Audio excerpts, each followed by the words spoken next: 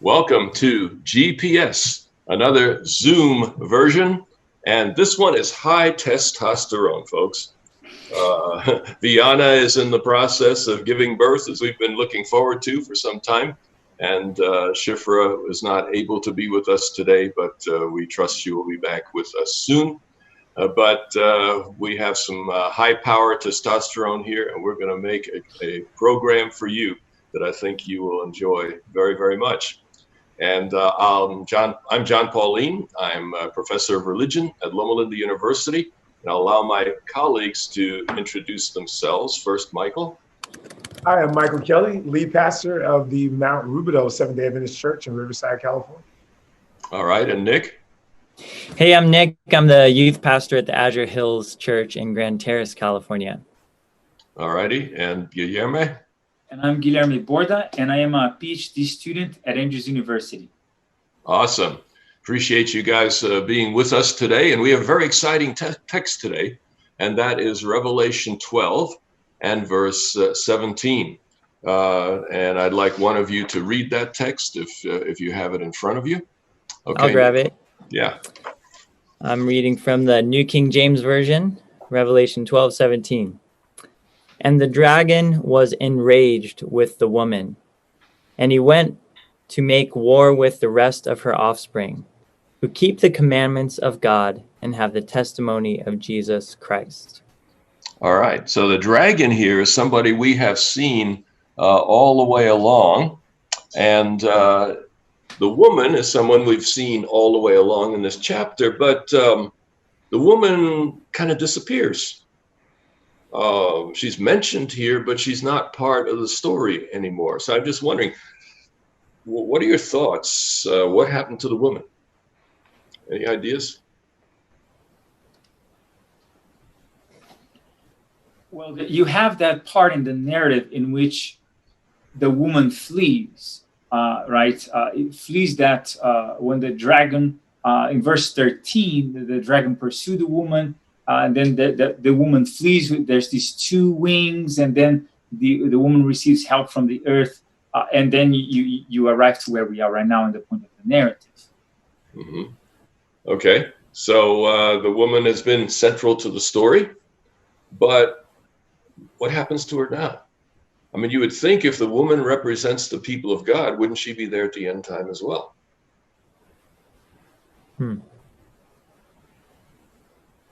Well, we're not the only ones to ponder this and wonder about this because it is a reality. Actually, there are 4 women in the book of Revelation. You have the woman Jezebel, chapter 2. You have the woman of chapter 12. You have the woman of chapter 17. And you have the bride of the Lamb in chapter 19. And scholars have noticed that 2 of those are on the right side and 2 of those are negative in the book. Any relation between the woman of 12 and any of these others, do you think? I remember my professor from Andrews University, Denis Fortin, saying that the woman in 12 eventually becomes the woman in 17. All right, and on what basis do you think you would make such a suggestion? Well, the woman representing the church, and the church starting off faithful and over time apostatizing and kind of falling away from being the faithful people of God. And it seems that actually seems, well, in the commentaries that I've looked at, it stopped saying that the dragon was making, war with the woman after this. It's going more after the seed, the remnant. So those that came from the woman, and it starts to identify the faithful as particularly her offspring, those who in this verse it says have or keep the commandments of God and the testimony of Jesus Christ. So it seems that something happens to to the woman between 12 and 17. Yeah, that makes a lot of sense. How do we know that the woman of 12 is positive?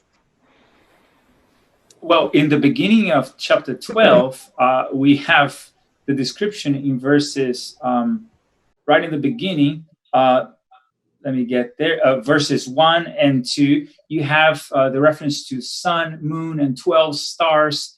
And that may be an allusion to that dream by Joseph, where he saw the sun and the moon and the stars bowing down to the star of Joseph, thus being an indication that this represents the people of God, but also that she was pregnant and then has this baby that goes to heaven to rule. So this is a positive character. Her child is positive. And of course, I mean, there is that this represents the people of God may also be reinforced by the fact that often in the Old Testament, God will represent his people as a woman. But one thing I'm pondering, and this is a tentative position that I have, I would say, I think it's very healthy. You know, I would probably like to think that most of my interpretations are somewhat provisional because we can always learn, but this is maybe especially so. I wonder if the woman and her children, to a certain degree, are not one and the same, because you may refer to Israel as a woman and the children of Israel as the people of Israel, but at the end of the day, they are all one and the same. But just that the children, you may be referring more to in this way as a plural of individuals, and the woman is a corporate, singular, symbolic character representing that body that has many individuals. So I would say, in that sense, I would say the woman is here as her seeds. If this interpretation is correct, but like I said, it's tentative and that could be missing the mark. But to another extent, if what Nick said is correct, right, then maybe part of the woman goes on in a different direction, and you have almost like, it becomes more complicated. Well, is the woman of 17 also positive?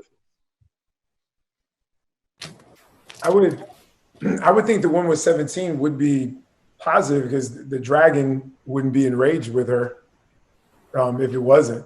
I mean, the dragon really is the antithesis of whatever, obviously this woman represents. And so we know already in scripture the dragon represents this anti-God mindset, this deceiving kind of mindset as we've looked earlier in Revelation 12.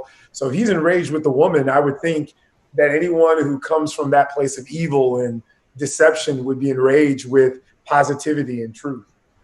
So you're inclined to think the woman of 17 might also be positive, which would certainly fit what Nick was saying. I'll give you one more. In verses 4 and 5 of chapter 17, we will get to those later on in this series. But in 17:4 and 5, the woman's dress is described, and it parallels the high priest. So there's something very godly about the woman of chapter 17. So making a connection between the two. And by the way, where is the woman in 17? She's in the desert. I was going to say with the place is the woman of 12. Yeah. Verse 3 of 17 says that, that the woman sitting on a beast and goes out into the desert.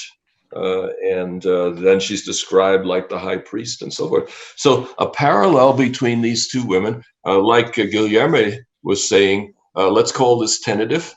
Let's be open to correction. But a relationship between the two is very possible. But it's clear in chapter 17 that the woman is not on God's side. So what do you make of that?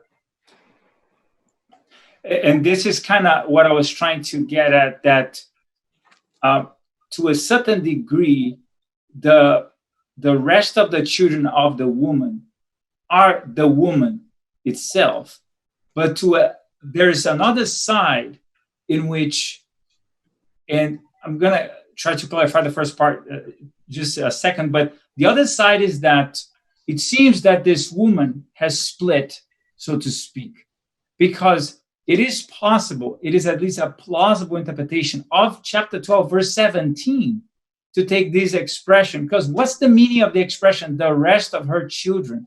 It's interesting because when it says the rest of her children, it doesn't use the same word as the word child when it says that she's about to give birth. So, which could mean that these are not the same kind of children as this child. Maybe this child is unique as well. We've seen it as a unique child already, but because it's sperma, it's from the word sperma, the seed, the descendants, the progeny. So the rest of her progeny. The question is, if you have the rest of her progeny, maybe there is part of her progeny that the dragon is not against. And that's where it becomes a little bit puzzling, because in one possible meaning of this word, the sperma, if you check Bauer in the dictionary, especially I would say with this modification, the rest is that it is like a few survivors which will constitute a new generation. It's almost like when in Romans 9:29, when it refers to this, there's a few, now we can kind of begin this notion of the remnant in the Old Testament, that some have remained faithful and they can keep going. So maybe there was a split in the woman. Okay, yeah, and I think just a little sideline that maybe our audience needs to know. I think one of the things that Guilherme was just struggling with is the idea that Greek Western thinking is sort of all or nothing thinking, and Hebrew thinking is much more open to saying both and, that this could be Israel and also the children of Israel at the same time, that Jesus could be fully God and fully human. In the Greek Western sense, that's 200%, which is impossible. Okay, but in the Hebrew mindset, completely God, completely human is not impossible. That it is a tension that is possible to hold. So Michael and Nick, thinking about this, what do you do with so much Christian imagery here in a figure that's totally negative at the end of time, Babylon? What do you make of that? Well, I think with the imagery, what first comes to mind is that you can look a part, but not actually be the part, right? So you could wear the robes, you could, all of that, but it's your actions, it's who you are that actually defines your character. Okay, you were going to say, Michael? Yeah, I think something similar to Nick. One of the things that one of my teachers, Pastor Henry Wright, and one of my mentors said, that people in the end, most people will be lost because of bad religion and not no religion at all. And I think one of the things that we see with all this Christian imagery, and I think in the last days, I think what we're going to see is a very twisted view of what Christianity really is. I mean, even down to the idea, which I know we'll get into a little later, of righteousness by works, versus righteousness by faith. Both of them have a Christian language, but one is very pagan, but it's clothed in Christian kind of language. And so when I see this Christian language used in Babylon, I think it's an idea that we need to be aware that, these deceptions are not going to be just so black and white. It'd be so easy if the devil came to you, of course, in a pitchfork and said, hey, let's do all this sin. But when he comes in some kind of righteousness, when he comes clothed as a high priest, and that's what, of course, we know with the false Trinity that is impersonating, the Godhead, which I know we'll get into, a little later. So that's why I think that language is used. I think it's to give the reader the message that, hey, there's going to be a false kind of Christianity, a false revival that will be led by this dragon and the beast. And, it's kind of painful to talk about that because when we talk about that, there's always the danger that we think we're better than somebody else, you know. But the reality is, one of the key elements of the book of Revelation is the idea of a cosmic conflict. And the cosmic conflict is over the character of God, and it's between God and Satan.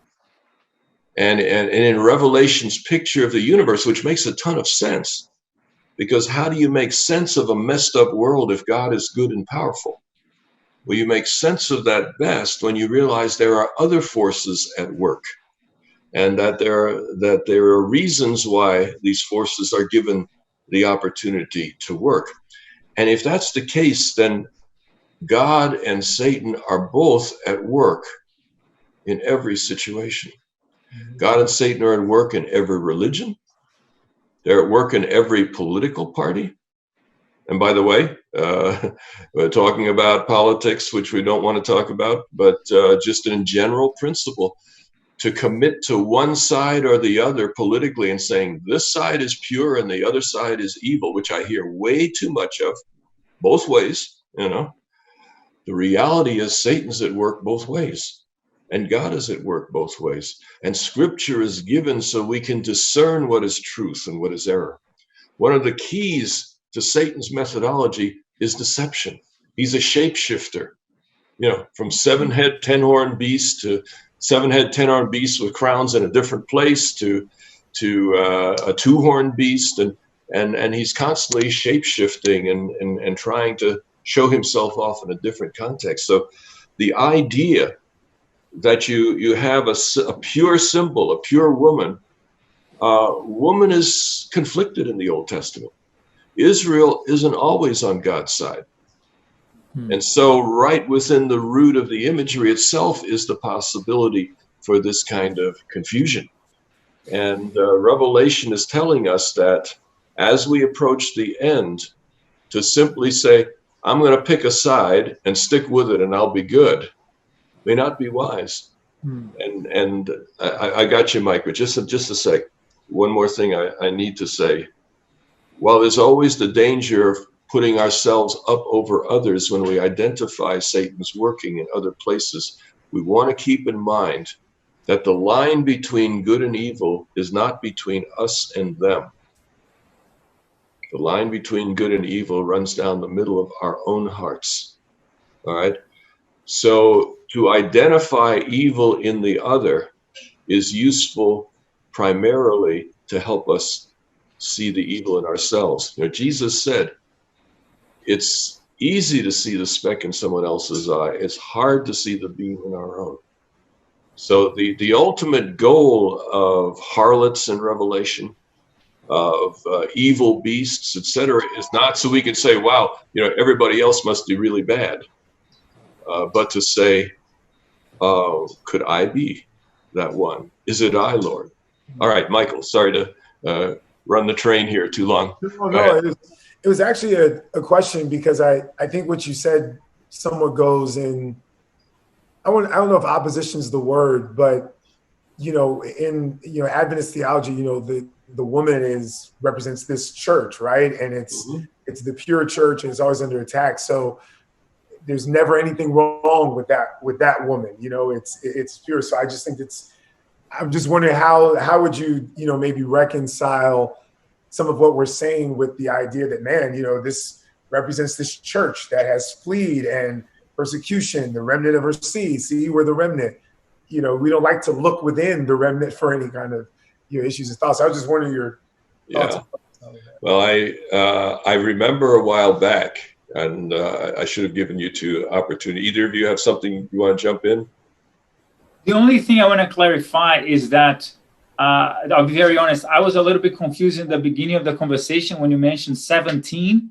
I was not sure if you were referring to verse 17 in chapter 12 or chapter 17, which makes a huge difference, right? So I just want to clarify, like, that in verse 17, chapter 12. You were careful to cover both, right? So yeah, I would know. First I said something, but then I was like, I was not sure, you know. But just in case anyone out there got confused, you know, in chapter 12, verse 17, we have a very nice lady. It is in chapter 17 that, you know, things are kind of complicated.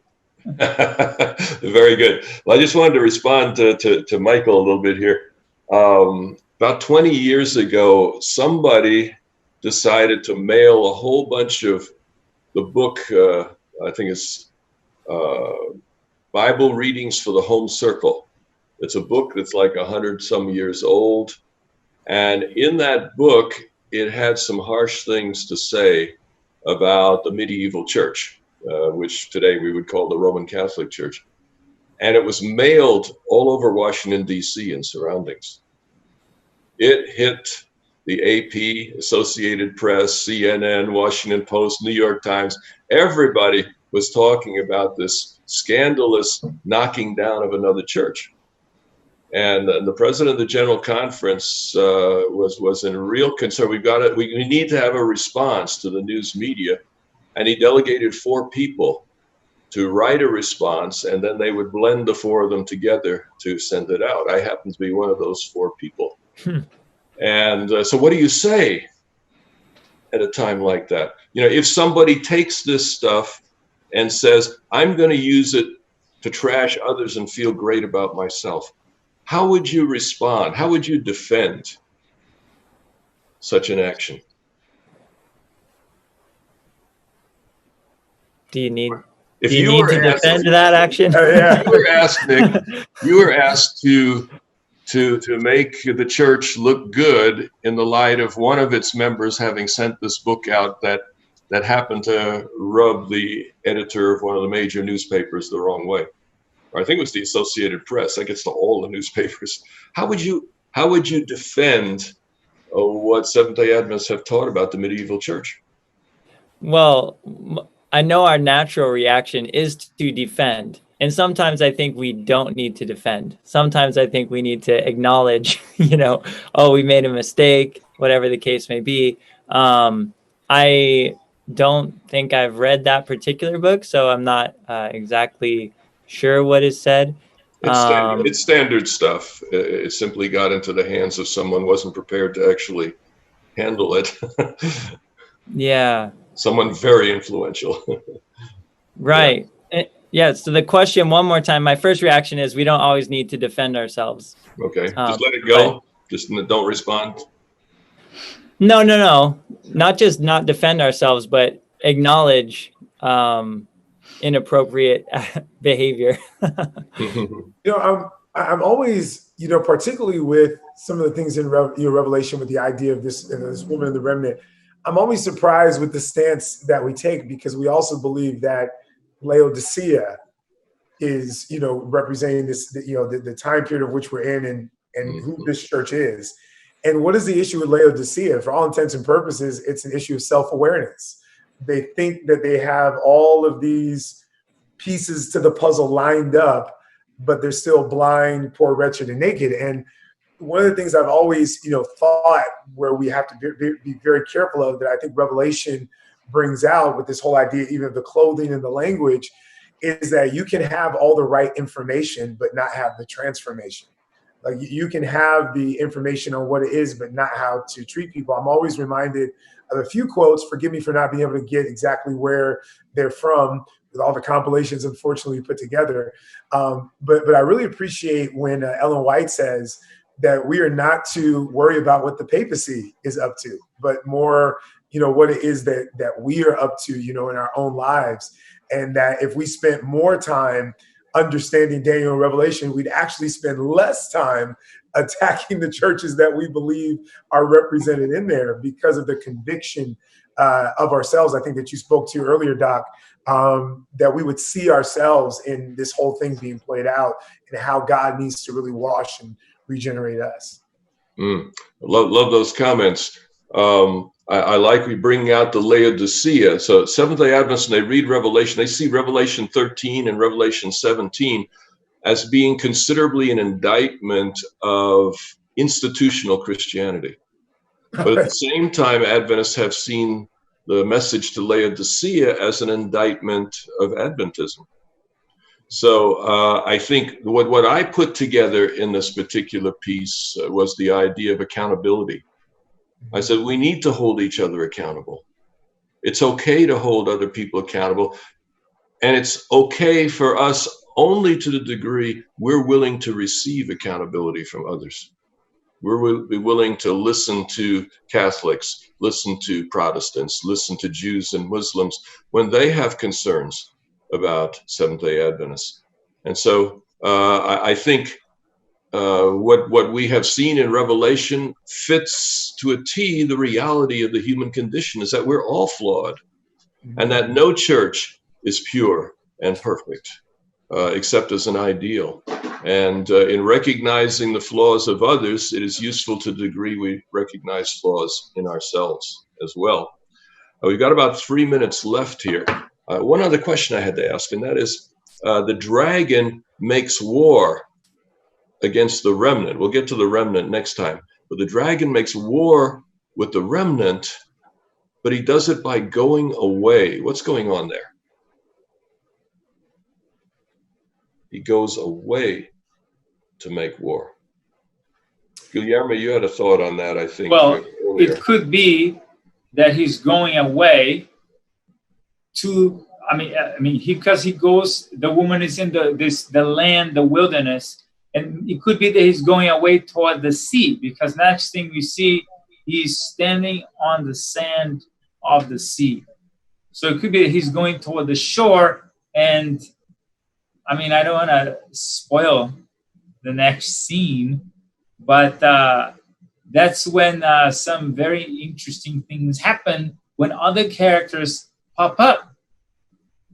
I really don't want to spoil the narrative. Yeah, that's okay. But what I hear you saying is that the dragon doesn't do a frontal assault because the dragon doesn't feel strong enough. Well, it's interesting because it seems to be a different strategy, and it has a similar structure. So first, he stands before the woman. Didn't work. Now he stands on the sea, on the sand, and then other characters will come, evil characters will come, and then it's like they're gonna go to battle together. And so it could be a change of strategy. All right, so the dragon changes strategy. We got about a minute left. Nick, Michael, any thoughts on the dragon's war? When I think about going off to make war with the rest of her children, and I, again, could be totally off, I just get the idea of, if the woman represents this church, that now this church is multiplied and is spread, and now he has to go make this strategic attack against all of those that are in harmony with who she is, that are spread throughout. So you're seeing it not so much of where he's going, but you're seeing it of where he's coming from. He was attacking the woman, but somehow the appearance of the remnant is pulling him off of the woman, which fits maybe with the connection with 17 that we've been talking about. All right. I think that was a helpful discussion. Well, we're coming to a close of another GPS. I promised you a Rip Snorton session, and I think we had one. And looking forward to see you again next time.